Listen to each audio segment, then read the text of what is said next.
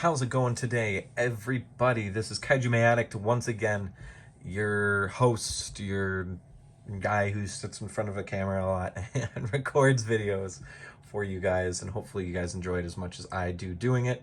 I really do like doing this for you guys. Please like, comment, and subscribe.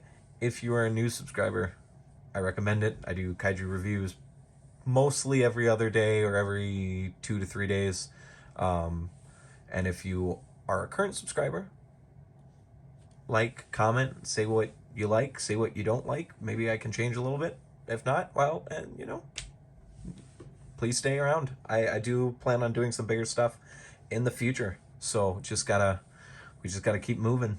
And as I said in the last video with the Godzilla 90s, unless some weird, strange thing happens and this video doesn't get out before that, next Thursday, the 9th, maybe the 10th, or the pretty much the 8th through the 10th, I'll be getting an unboxing that is really, really, really, really important, and it has continued with this nostalgia line of reviews. Please be on the lookout for a small, it'll probably be a minute or two video just explaining when I'm doing the live stream. It's going to be here on YouTube, and it's also going to be in the Collect All Monster Collectors Facebook group. So if you guys are not subscribed to Collect All Monsters, or if you're not in the Facebook group, I recommend doing that. That one's going to be a little bit more longer. I do plan on starting that one first. The YouTube one's going to be a little bit shorter. If something goes wrong and I can't live stream it here, I will obviously be saving the video, then cutting it up, and then probably doing a big premiere that night for it then, if it doesn't happen to work out. This is a very big unboxing. It's very important, and I suggest you all should follow and expect it next week. It's why I'm doing these nostalgia videos. So let's get on to the review. I think I'm wasted enough time. So we are obviously doing the Bandai movie monster series Fire Rodan. This is the 2002 version. Personally, this one looked the best out of all of them to me, and I'm happy to own this. So yeah, let's look at the sculpt and the details and the paint apps here. What a way to say the same thing a few times. But the figure's cast in a red vinyl with some black highlights up here, some tan highlights down here. He's also got this white spray / brush down the legs and the body up to the neck. The toenails, fingernails, and beak and horns are all the same kind of like gunmetal gray-ish type color. Mine does have a little paint screw up where there's a little bit right there. I don't know if it was supposed to be on the whole head or if that was just a oopsie. It is actually the same on the back of the figure too, where some of these also have that and also have some kind of wash down it as well. I believe it is the same gunmetal that's up here, but it is mainly right here on the back of the neck here. The eyes are not the most accurate. They're actually really creepy, which I kind of like. So, yeah. The articulation on this figure, I don't think I have to say there isn't a lot. The legs go out, so you can't have them like...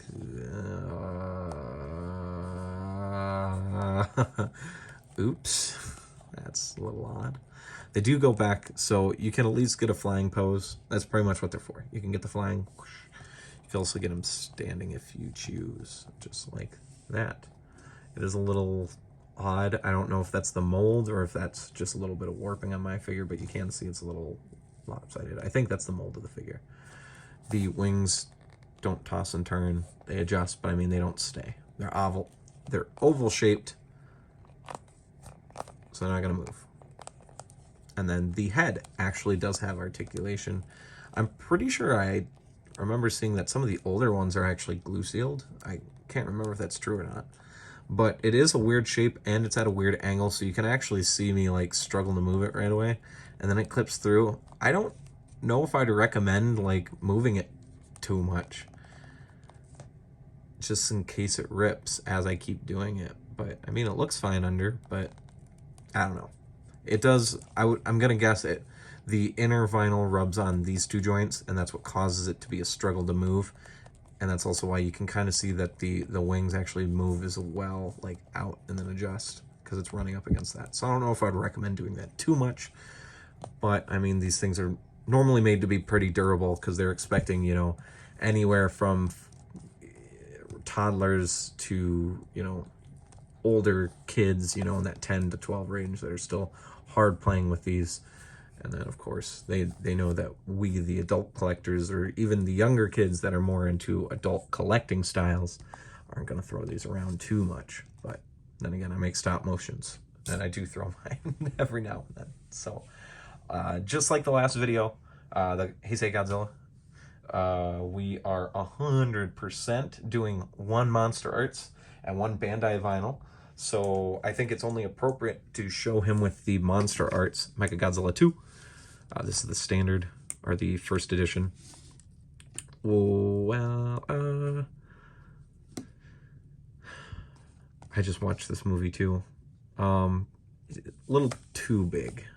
A little too big. But I mean, the Monster Arts and the Bandai vinyls don't scale too well. That's also why there's a Monster Arts Fire Rodan. But yeah, not the most accurate. Little too big. Little too big. But also, if they were to make him completely size accurate, he would be a very, very, very small vinyl figure, which they only do to kaiju that are larger because for some reason they can't just do like a standard line. So the other figure I have to scale is actually the Bandai vinyl. That's the 2004 Rodan here, because why, you bastard. Yeah. So he's obviously larger, got quite a bit. He's supposed to be a 80 to 90 meter kaiju. I think he's only like 50 or 60 standing. So yeah, looks good. Two Rodans. It's kind of interesting how they both kept kind of the same design, kind of, you know, similar designs. Obviously they changed it up, made this one more modern, but it's nice to see that they kind of like kept a lot of things the same.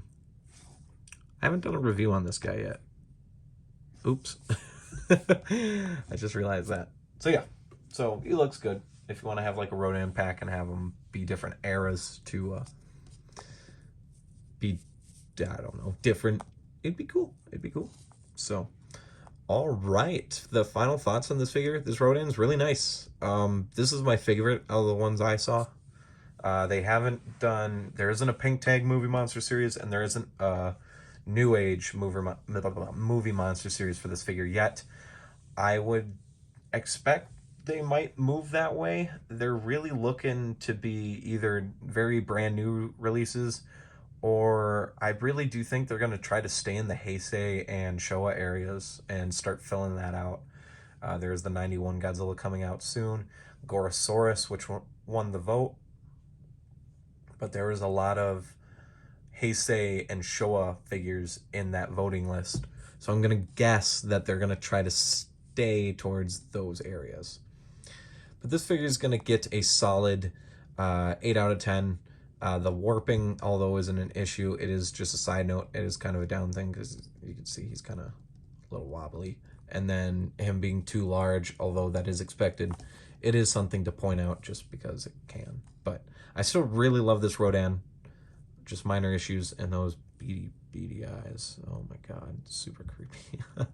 So that is all for today. If you made it this far, please like, comment, and subscribe. I appreciate it. The channel is growing really quick, and I love to see it. And yeah, if you are subscribed, or if you're a new subscriber, as I said, stick around. The 8th through the 10th, the unboxing live stream hopefully should be coming out. As I said, as long as everything goes okay, then we will definitely be doing that. So keep an eye out. This is Kaiju Addicts, your host. I'm signing off. Peace. Rock on. And please stay safe. Bye, y'all.